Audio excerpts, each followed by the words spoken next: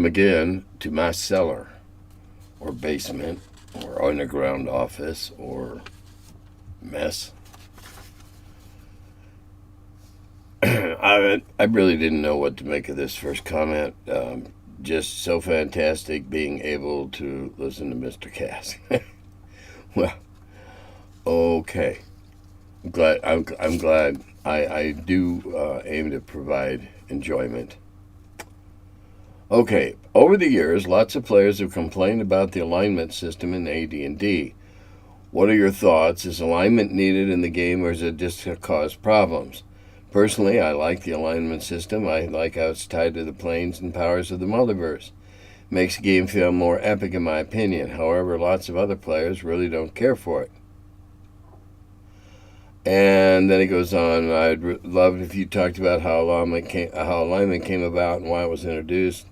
Was it to solve a particular problem? Did it come out of Gary's campaign? I know it was partially influenced by Moorcock and other fantasy writers. All right. I think it paying at least lip service to alignment is important in terms of running a campaign. Now, that said, the amount of importance is based on the epics where your campaign ranks on an epic scale. Is it a minor epic? Is it a major epic with other continents and other kingdoms, and whatever? If it's more of a localized campaign existing on one continent or one part of a continent, which you can quite easily do. I have personally, I'll say only personally, I've never felt it necessary to leave into another plane or anything like that. I just haven't found it necessary to go in that direction. Certainly not in designing.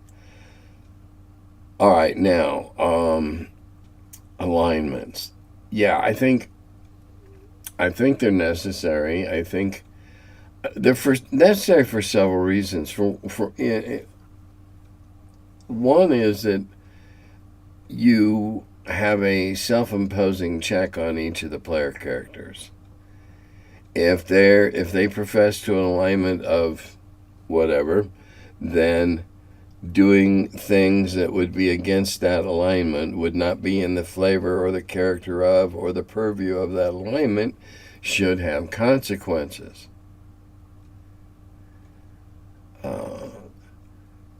Good or neutral good paladins cannot go around prying out the eyeballs of baby orcs to find out where dad is. That goes against the alignment. Now, it gets hairy in this regard with the shadings of good, evil, and neutral. Lawful good, neutral good, chaotic good. But still, it helps if you're conducting what I call a grand puppeteer campaign. We have things going on in multiple places in roughly contemporaneous time spans. Then there's a lot to be said for the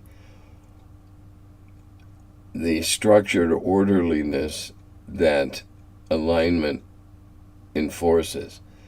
And if a player character is going to claim to be of a certain alignment and then do something heinously against that alignment or outside the bounds of that alignment, then I believe that the DM is entitled, is almost obligated to set up some circumstances where that individual has to face up to what they've done.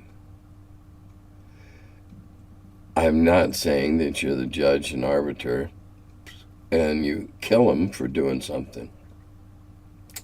But the next time they get in a jam, you can certainly apply some bad mojo to account for the fact that they're not in good standing. And this again will determine on how many gods, what pantheons you use. Do you stick to a normal pantheon? Do you have a bunch of made-up gods with their own religious rites and what they do and they don't do? And here, I believe, is another place that is rotten for the possibility of min-maxing.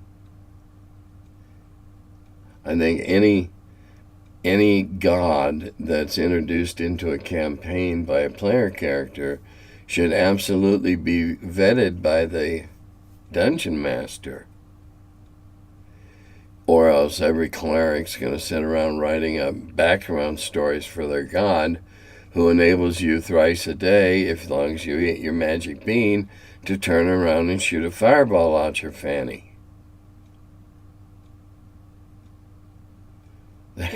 That's rife for abuse.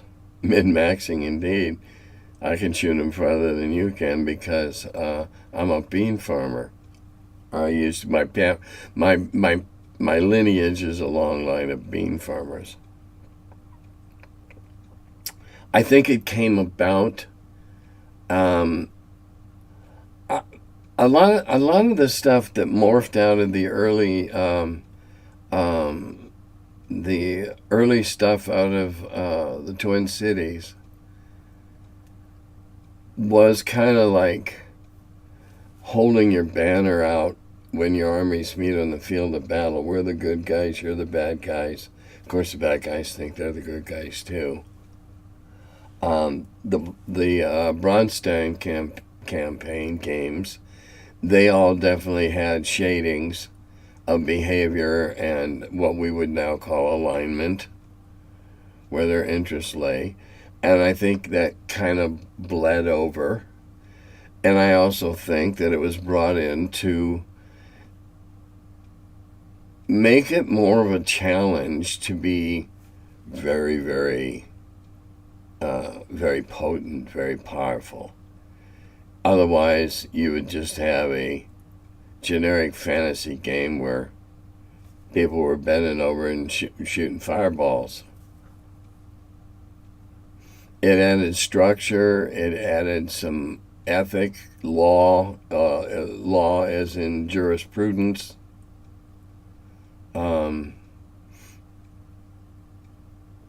I think I think that both Gary and Dave felt that it was necessary to put some rings in the center of the circus tent so they could direct the acts, or at least create 3 distinct acts out of chaos.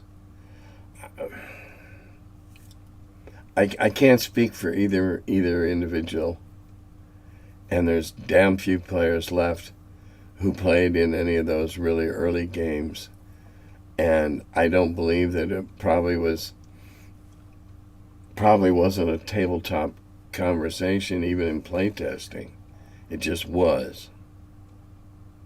That's my impression anyway.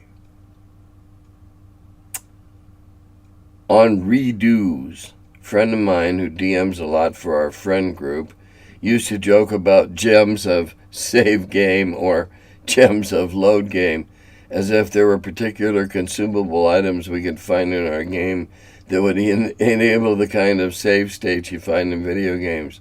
Needless to say, we never encountered any of these gems, and even if we had, we'd need at least one of each to do anything. Yeah. We used to do stuff like freeze time. I used to, I know, and many others, the old schools. We would freeze time. That will enable us sometimes to sort out, okay, you said this, when there was a complex, convoluted thing going on, I admit, as DM, I was not about freezing time, so I could sort out what was going on, so I could figure out what I had to adjudicate, or what kind of rolls needed to be made. Excuse me.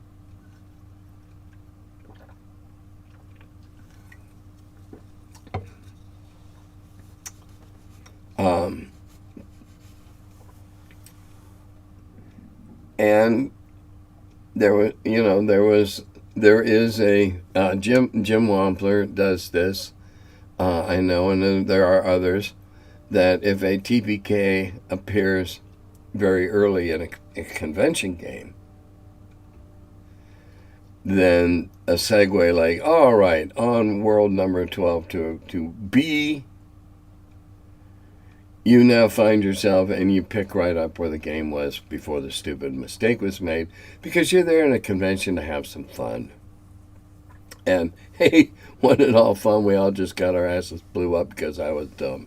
I had fun, did you? Yeah, redos. Well, there are spells that enable you to go back a few minutes in time. And there's been that kind of gimmick in a couple of really good stories, none of which I can remember the name of at the moment. But, and there was when there was Star Trek where they got to go back and change something at a crucial second. How weird do you want to get in your campaign? It's your campaign. You can do it. Okay, good day, Tim. Just wanted to let you know I'm continuing the club idea, and I finally got a friend of mine who ran the original big 35-player multi-DM campaign to join me. Only the two of us, but allow us to run up to 12 players. We'll keep you posted.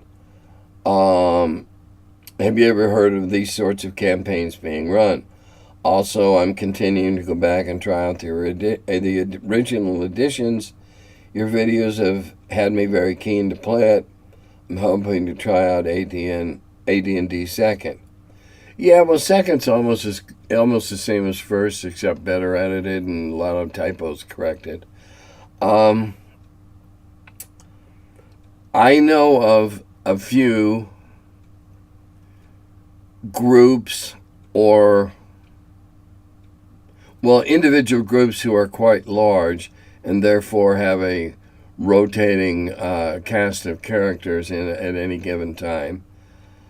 I also know of a couple of confederations. This group of players met that group of players at a con, and they're not that far away from each other, and they meet up to play, or they coordinate play, or I don't know. I believe there still may be a long-term fantasy miniatures campaign going here in the greater Cincinnati area that they meet once a year to fight out all the battles that their year's worth of machinations and politics and backstabbing has produced. And every one of those combatants has their own country with their own armies, and they're all individuals. They're not just the blue army, the green army, the gray army. It's not like that. But that's fantasy on the battlefield as opposed to underground or whatever.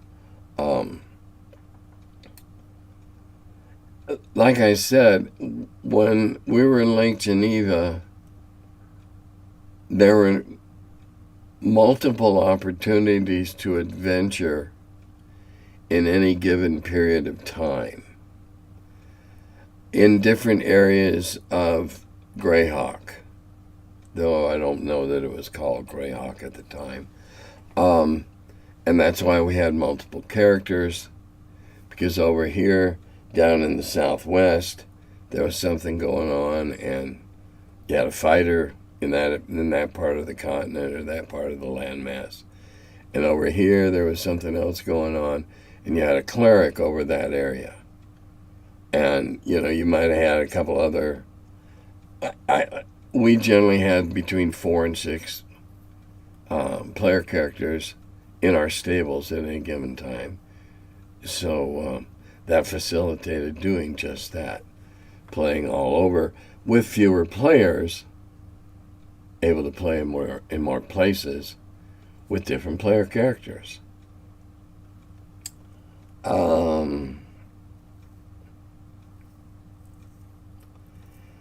Suggestions for editions you should try. Well, you can't find you can't find anything in the original for reasonable prices unless it's very ratty-tatty and marked up, falling apart. The collectors have snapped them up, and the market only gets a little tighter. There's nothing wrong with PDFs. It's the information you want, not the vessel. You're looking for the wine of knowledge, not the ewer of brass that you'll pour it out of. Edition. Started first or second. Play is pretty much the same. Bards are real wimpy in second, but for the most part, it's the same. It's not so much the addition, though it is to a little, as the style of play you want to play. If you want to play old school, use an older edition, and don't pay slavish attention to the rules. Twist and turn and modify and torque things a little bit if it suits you. Make rulings on the fly. Try that style. That's early style, old school style. Let's see.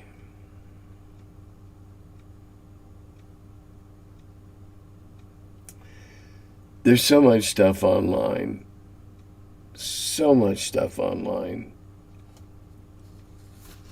And there's no reason not to avail yourself of it. Get clean, nice PDFs. I have a book here somewhere that is my original D&D. It's all PDFs bound into a hardbound leather. The original books are not where it's at. It's the words inside and the information inside and the style of play inside.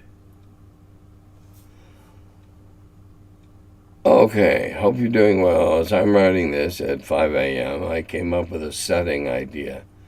This idea is as, what if the different planes of reality were just planets in different solar systems within a young universe that is literally being expanded by the gods, while all this is happening within a God's stream since the original universe was destroyed. Have you ever done something like this before? Good God, no. No, I haven't. Gotta give a few ideas or book suggestions of any kind to spark my imaginations. I don't think your imagination needs much of a spark with just the way this question of yours is. Take it and run. If it's a dream, that means you can make everything up for yourself. Take it and run.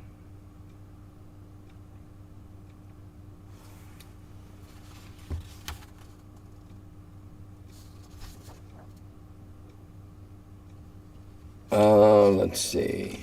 Oh, and I found the question. I lost on the last one.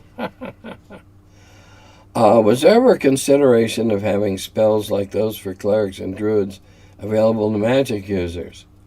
Or have druids and other classes be subclasses of magic users? It touches on the idea that one's culture's holy man would be a foreign sorcerer to another culture and whatnot. I'm going to stop there on that part of the question. No, there was never consideration of doing it. As pressures came up from outside on the game and what players wanted to do here and groups wanted to do there, we heard that. No. Druid spells are druid spells. Druids do what druids do. Magic user spells are magic user spells, and they do what they do. If you don't have distinction, you have some homogenized person running around doing shit.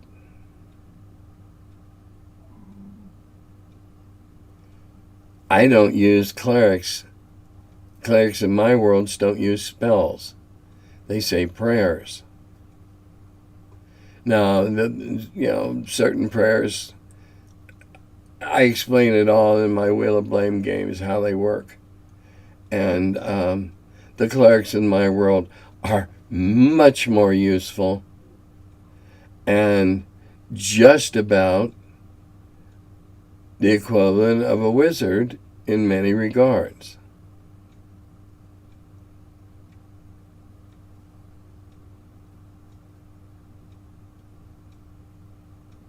If you don't have them different, then you're just going to end up with some kind of homogenized nothing, everything.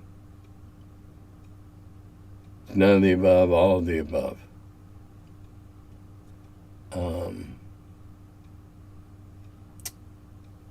In this regard, Paladins and the default cleric class all fit the hybrid class style fighting magic users, if you will, compared to the more magical, spiritual powered sorts, such as mages, druids, illusionists, necromancers, warlocks, witches. Well, basically, yes, no. Keep in mind that all these that you just mentioned are also just levels of magic users. We always felt that if you wanted to become a pyromancer, that you would strive to learn all the fire spells. And oops, when you did, you would be one. Specialist in fire and all things fiery.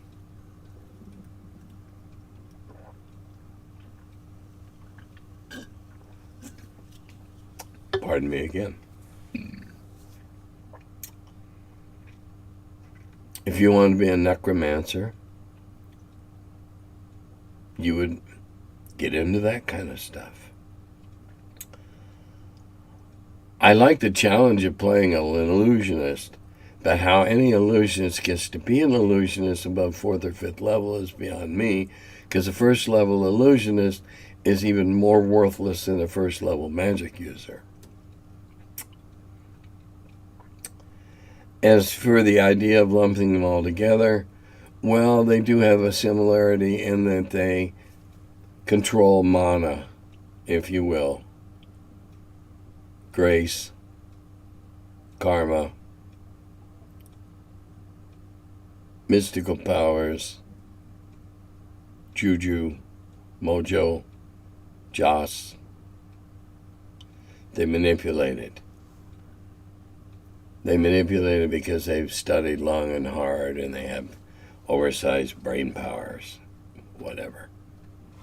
They're different. They should be, in my opinion.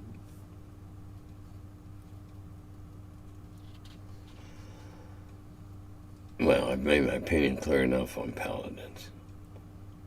All right, question. What do you make of DMless RPGs?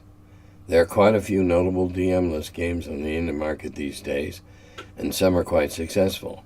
Some of them have rules where the DM duties are rotated among the players, while others remove the DM role altogether.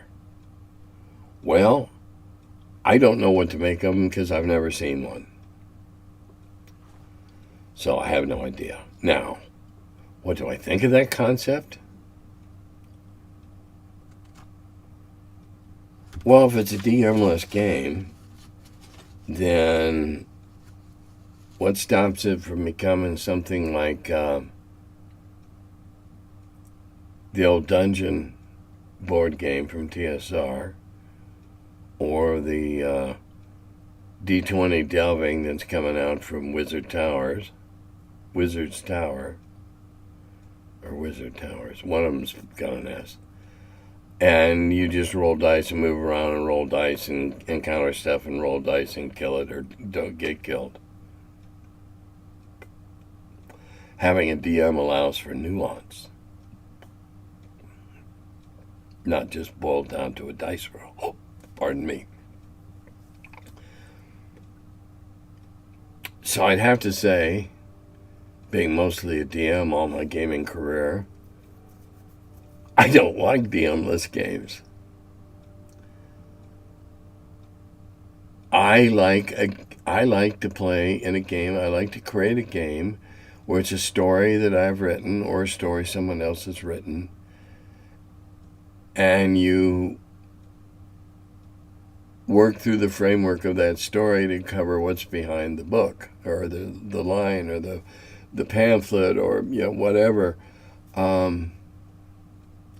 And I don't think you can do that without a DM. You can board game without a DM or another player.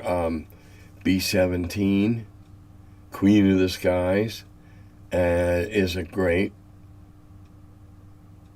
opponentless, just you and the dice and the charts. And I understand there's a tank game out that's similar to that. But when I admit I get on a tear every once in a while. I'll play a whole bunch of missions on B17. I'm just doing it to test the winds of fate. Not because it's the only game I can find. Or I have no one to play with. Just something I take out and mess around with every now and again.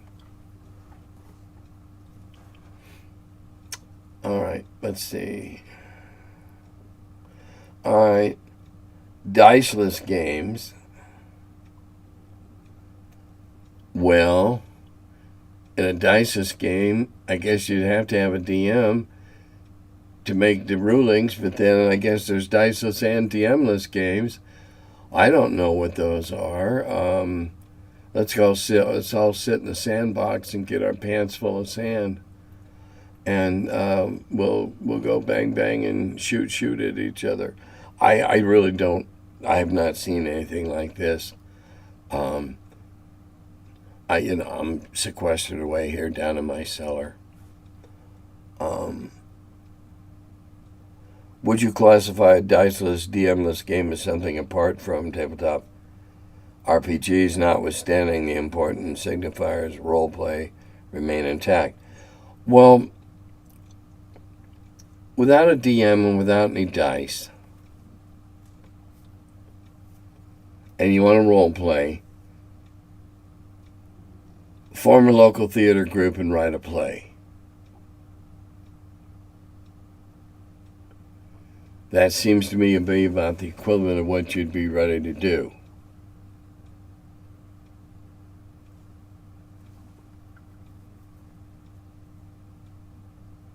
No dice.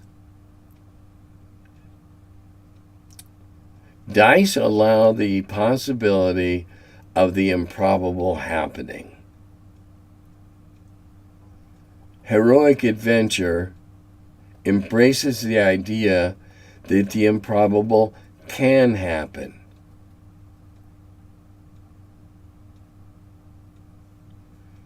But seem to be at odds with each other.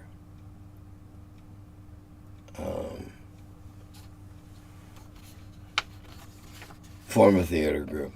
Oh. There's not much more time. Scientific Barbarian number 5 is kickstarting right now. There'll be something in here at the end on how you can get involved. The first 4 are a smash. Are a smash. People are lined up. I mean, Jim's in the enviable position that I was also in the beginning days of Dragon, that there are more people that want to do stuff than there is space to let them do it all, or let them all do it. But what a great place. Great. If you're into post-apocalyptic, just for the ideas alone, you ought to get it. It's great. And I don't play post-apocalyptic as a rule. Remember when magic weapons severed limbs? Do you have stories of characters cutting limbs off? And in response to me, he said, "What? Never heard of that before, and I'll keep that in mind in my future games." And another response, "Not all magic weapons, just some like the Sword of Eternal Sharpness, Four-World Blade, legendary relics such as the Axe of the Dwarvish Lords. How do you think Vecna lost his hand?" Well, I'll go out on a limb here and say that the old school, we embrace stuff like that. And the newer versions, well, the fifth, it's so sudden and so final, and there wouldn't be 5 saving throws to see if it didn't really happen after all, that it's incompatible there.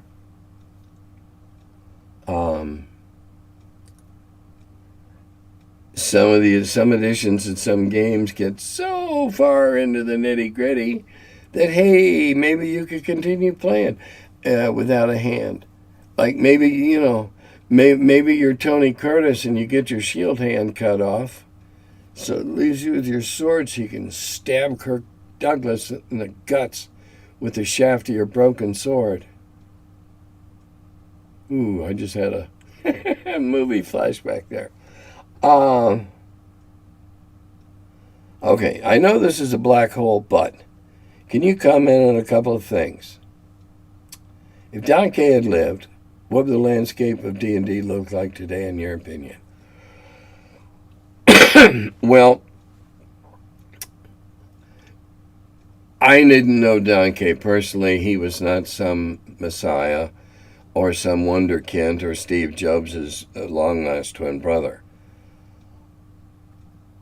I think that for all its flaws and fights and spats, what came out of TSR was a result of the melange of personalities.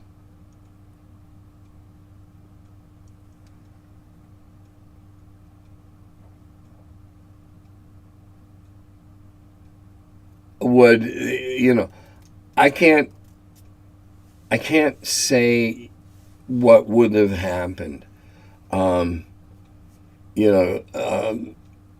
Gary and Dave might have had, or Gary and Don might have had a falling out.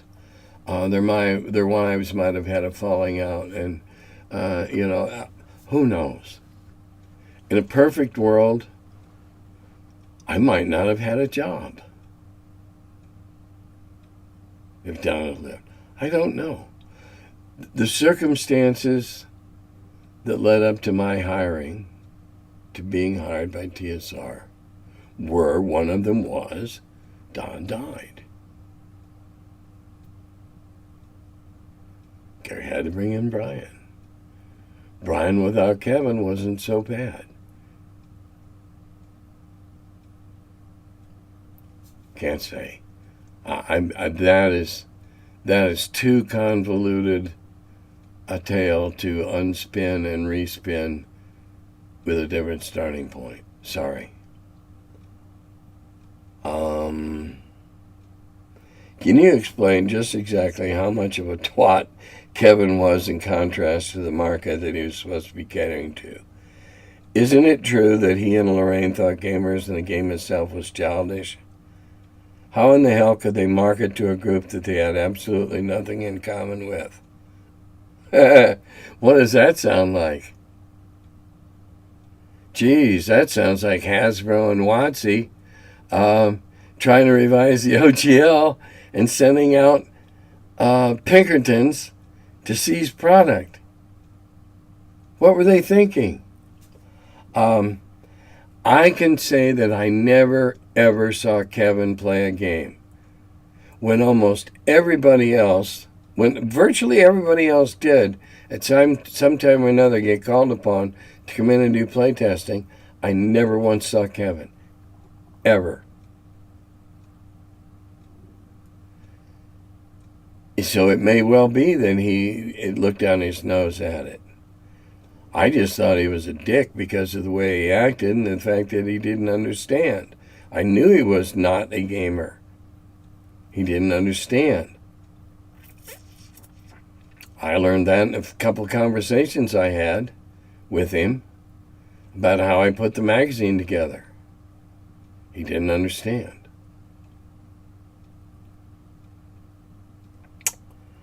All right. I wasn't there about Lorraine, but I've read the books. Have you played Baldurs Gate 3? Nope. Do you play games like Breath of the Wild? Nope. I do not find any draw to first-person shooters or first-person stabbers, or call them what you will. I'm not drawn to that type of gaming. I do like Age of Wonders 3 because it's more of a turn-based game of units, though I always felt the units were more like that guy and it was a band of 8. I have looked at the preview of Age of Wonders 4. I'll probably get it. It's more of a first-personer type thing, and the graphics are, oh my God. So, I may change in that regard. The only time I ever did first-person shooting, I used to have, this was how long ago, I had Doom on a 3.5-inch disc, and I had a cheat that turned all the villains on a certain level into Barney, the purple dinosaur, with unlimited ammunition, and it gave you unlimited ammo for the pistol. And so I'd come home from a bad day of work, plug that in, put in the modification, and I'd just shoot Barneys for 20 minutes until I calmed down. I don't think that counts. I don't play Call of Duty or Field of Dreams, that, no. Do you play any solo RPGs or game books? No. I play RPGs for the energy that the group produces. I go to throw my energy into that and feed on the collective energy that the group produces through its play, its interaction, its laughing, its crying, however that might fall apart or come to pass. That's why I play. I can see no appeal whatsoever to do a solo RPG. That's just me. I solo B-17 because it's me and an entire crew of a B-17 bomber, not me. It's me just kind of overlooking this whole plane in this omnipotent observational role. Okay, and here's the one that I missed. I was asked what it was like living and working in Lake Geneva at the time. All right, I have no idea where all of you that are watching this make your residence. This is Wisconsin in 1975. And the first word that comes to mind is bucolic. We were not in Milwaukee, which is up off to the east and a tad north. Tad north. We were not in Chicago, which was to the east and south. We were a little town around a lake that was full of little resorts that had started to suit the needs, to satisfy the needs of people coming out of Chicago and Chicago area, a little bit out of Milwaukee, to go have a place to summer or take a week's vacation at in a cabin, or pull their trailer their camping trailer somewhere. And so it was very rural, lots of fields and farms. It's nothing like that now. I've been back. And very quiet and sleepy. A big stink was raised, but didn't get stopped when the sugar shack was built in Lake Geneva, because it had male and female strippers and did Chippendale things, shows that pulled the women in like you would not believe. Man, you never knew there were that many cars in the county. It was a very quiet little county. I didn't live in Lake Geneva proper. I did not want to get overrun by the tourists in the summer. I lived in Delavan, 11 miles west. And I could come in on the backside of Lake Geneva and get to the office without having to come through the gut of downtown and all the tourist traffic. Knew the back streets. My wife worked at the hospital in Elkhorn, which was about 8 miles away. And roughly, 8 miles. And it was very nice. We would drive over to Beloit, or drive over to Milwaukee if we wanted to go do something special or whatever. It was mellow. It was very Midwestern. While Sharon and I lived there, we even bowled in a mixed doubles league. How Midwestern Wisconsin can you get but bowling? We didn't have cows in our backyard or anything like that. Delavan was 11,000, 12,000 people. I don't think Lake Geneva was more than 25. It was a summer vacation destination of the old school type. Cabin in the woods, sandy beach, out on a lake that was colder than hell. Campgrounds, few restaurants, no fast food or anything like that. It was all local.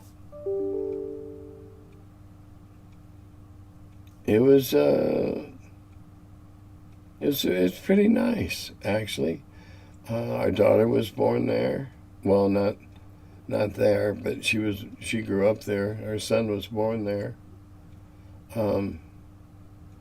It was the kind of place where we didn't lock our doors, didn't lock our cars, didn't put our lawnmowers in the garage. If you had one, I didn't have one. I would have had to lock and chain mine up. But we didn't do that because we all watched out for each other. And we knew when a stranger was in the neighborhood. And it wasn't every other house, a little old lady peering out over the curtains, watching what, some neighborhood snoop watching. Wasn't like that. It was a different set of values in a different place. It wasn't Chicago, it wasn't Milwaukee, it wasn't Rockford, it wasn't Beloit. And Rockford is a pretty small place, and it still wasn't that. It still wasn't that. Of course, it's much different now. Where Gary Con is held used to be the Playboy Club. And, Hugh Hefner, the devil himself. Now, the one thing about Lake Geneva was nobody knew or cared who the hell we were. TSR. When Gen Con would happen, remember it was back in Lake Geneva at the time, a lot of the locals made a point of being out of town the weekend that the weirdos, us, were there. Now, we didn't wear costumes or anything like that, but we did fit sort of a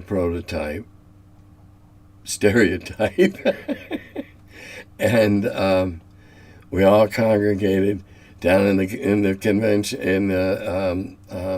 convention horticultural hall, hung around outside, looked weird. Everybody dressed in black T-shirts. We were goth or punk before there was goth or punk. But we were considered the weirdos at the time, and we kind of wore the badge. But other than that, the merchants were glad for the extra business. The campgrounds and the motels were glad for the extra business. Well, actually, you had to fight to you had to be pretty savvy to get a reservation for Gen Con, because this is back before the internet. You had to have all your phone numbers and everything, and you had to have your dates in hand, and you made your reservations well in advance, or you didn't get a place to stay. All right, that's about it. That's all I got. We're still waiting for our paper to get out of customs. Wondering where it is. It's not that far from Detroit to Battle Creek. Oh well. In the meantime, do-da-da-go-vee.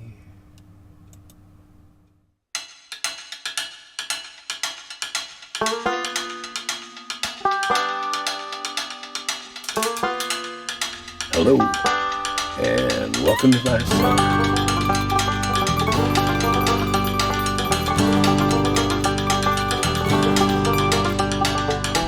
The Curmudgeon who wrote about the dungeons. Now he's the feller, live from the cellar.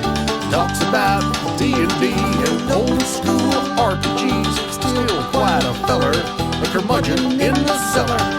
Last man around when them rates went down. Calling Gary in that Lake Geneva town. Hey Gary, it's an awful mess. Let me edit, we'll have success. D&D and Dragon Magazine. He's the Curmudgeon who wrote about the dungeons. Now he's the feller, live from the cellar. Talks about D&D and old school RPGs, but he's still quite the feller, the Curmudgeon in the cellar. Magic missile, it's a mortar shell. Make it hit in the first level spell. Brought psionics to the game to attack that wizard's brain. DSR and fantasy, collection of micro armory, tight with tramp under a tree, high as could be. He's the Curmudgeon who wrote about the dungeons. Now he's the feller, live from the cellar. Talks about D&D and old school RPGs, but he's still quite the feller, the Curmudgeon in the cellar. Still quite the feller, the Curmudgeon in the cellar. Come on.